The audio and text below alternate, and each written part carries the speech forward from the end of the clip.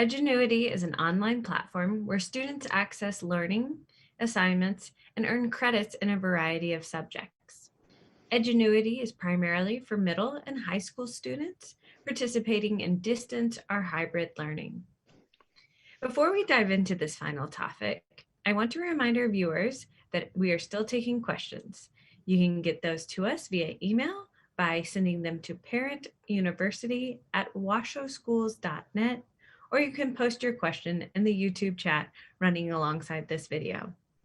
Here to present on Edgenuity is Joe Janassi, who works in our Extended Studies Counseling Program. Welcome, Joe. Thank you, Grace. So tonight I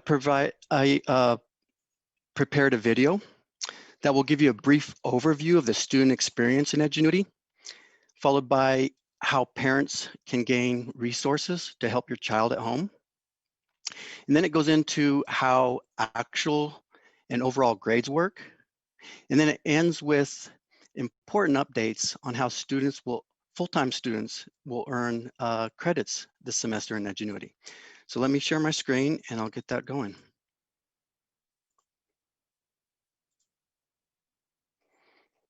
I'm going to take my video off so it plays better.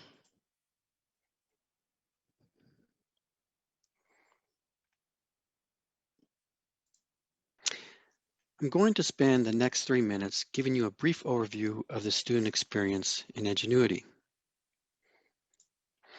As you can see, I'm signed in as a demo student at student.edgenuity.com. And you can see that this student has several courses assigned to them. The first thing I'd like to do is jump right into an actual course to show you the structure of a lesson. So let's start with AZ Common Core ELA 8A test, for example. Each lesson will begin with a warm-up. A warm-up is generally a 3 to 7 minute opportunity for Edgenuity to introduce the lesson topic. Upon conclusion of the brief warm-up, students move into the direct instruction. This is about 15 to 20 minutes and is the meat and potatoes of the program, where students are provided with the overview of the lesson topic. Once they complete the direct instruction, students will again go back to the brief lesson summary to review and connect what they have learned in the direct instruction. And then there will be an opportunity for an assignment. Assignments can take any number of paths. It could be reading a passage, it could be manipulating the screen, and when the students complete the assignment, the lesson will conclude with a 10-question quiz. Most lessons in Edgenuity will provide students with access to guided notes.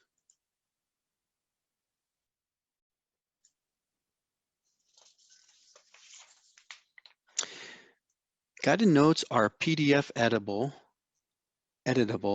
and provide an opportunity for students to take notes on what they will be tested on and will be able to use these notes during assessments.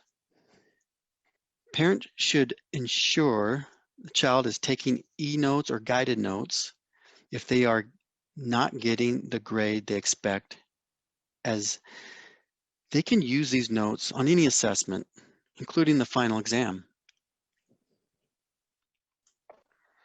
I'm going to close this window to go back. In addition to guided notes, students have access to their very own help center.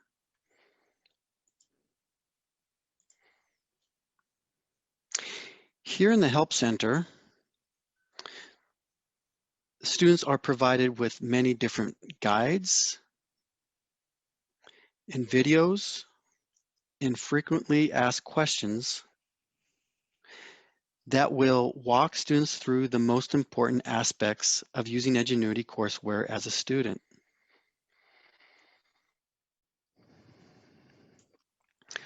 I'm going to now leave this Help Center by just clicking on the tab and go back to the course map page.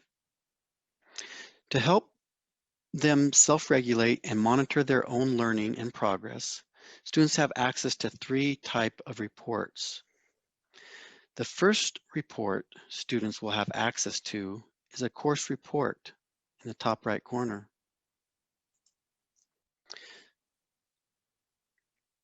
It's going to load right down here in the bottom left. Once it loads, you can click on it to open it up. Once it opens, I can explain it. The course report will be a detailed PDF shown here, showing grades, progress, and due dates.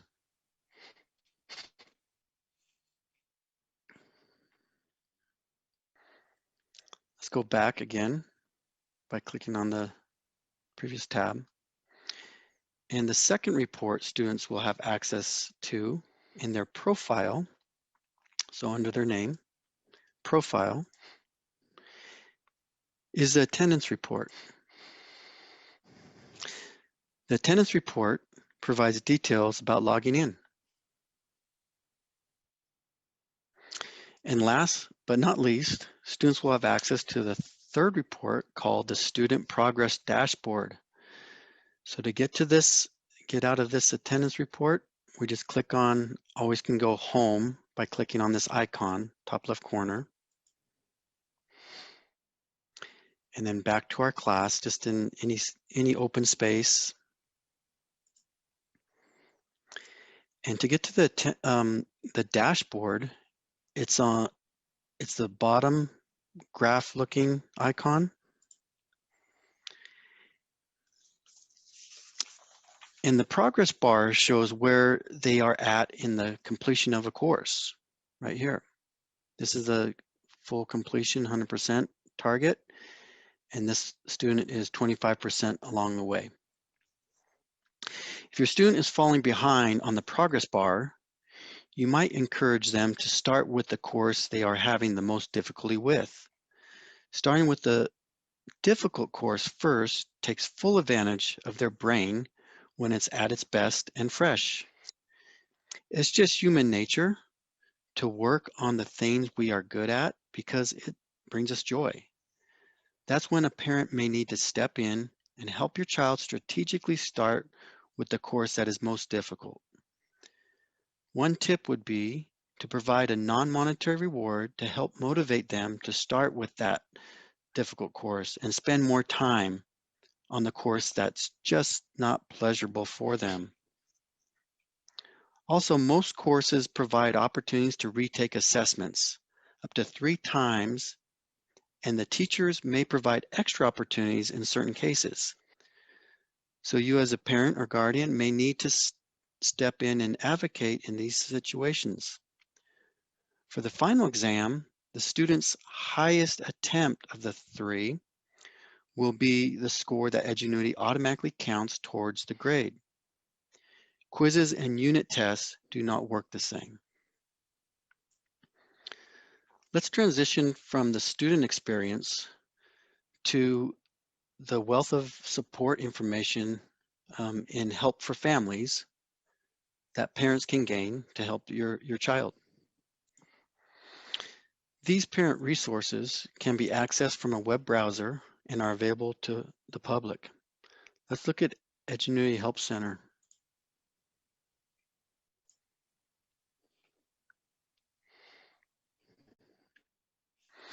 Here in the Family Help Center, there are a number of things I want to point out. There are introductory documentation and videos in English and Spanish. There's basic troubleshooting, English and Spanish. Understanding your progress report if you've been activated for that. And something to pull down, I think would be very useful, is this Edgenuity Student User Guide. Also, some tools, how to use text-to-speech and text translation for just about any language that you need. And at the bottom of the page, you have student best practice, which goes over the things that we just talked about, some of the things we just talked about in the student experience, and much, much more. In the Family Help Center, you can find Understanding the Student Progress Report sent in the parent email, if that's been activated for you.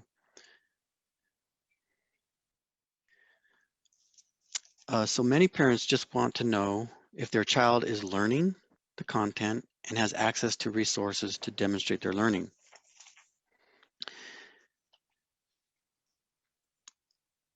So in this graph, we can see if you have been activated for automatic progress email to come to you, you can choose daily alerts, or you can choose weekly or monthly. Within these alerts, when you get them, your actual grade will show in large font and the overall grade will show in smaller font. We do not include this relative grade, so you won't see that at all. You also see the progress of current progress and then the target progress, your start and end date. Let's talk about actual and overall grade, what those mean. So the actual grade, this is the overall grade adjusted for progress if a student is behind. Whereas the overall grade is what your student has earned thus far in the course, based on all the activities and assessments he or she has completed. This is a percentage grade based on a 0 to 100% scale. It's important to keep in mind that not everything counts towards their grade that they do in their coursework. The following assignments will not be used in calculating the student's overall grade: vocabulary, direct instruction, lectures, instruction, summary, warm-ups, pre-writing essays, and drafting essays. Now let's transition from parent resources available to you to some grading guidance for full-time students in Edgenuity. I would like to give you a preview of some of the important adjustments and updates that will be shared with schools tomorrow. These are the key points for middle school and high school and are general guidelines for schools. Encourage your child to communicate with their teacher to understand what's expected in their specific course. Let's look at high schools first. Students must complete full course with actual grade of 60% or higher to earn a credit. Number two, final exams will be home-based and unproctored. That means students will take their final exams at home and will not need a teacher to be proctoring those final exams. And then lastly, for high schools, there was previously a requirement to get a 60% on the final exam. This is no longer applying to them. So a student could get a percentage if they kept a high enough grade in the class and still earn credit. So I read that wrong. So students could get any percentage on their final exam. And as long as they have a 60% in the course overall, they can still earn credit. Most high school courses, the final exam is weighted at 20% of the total grade. Now let's look at how middle school is different due to their unique quarter grading system. First of all, middle schools will not be required to take final exams in their Edgenuity courses.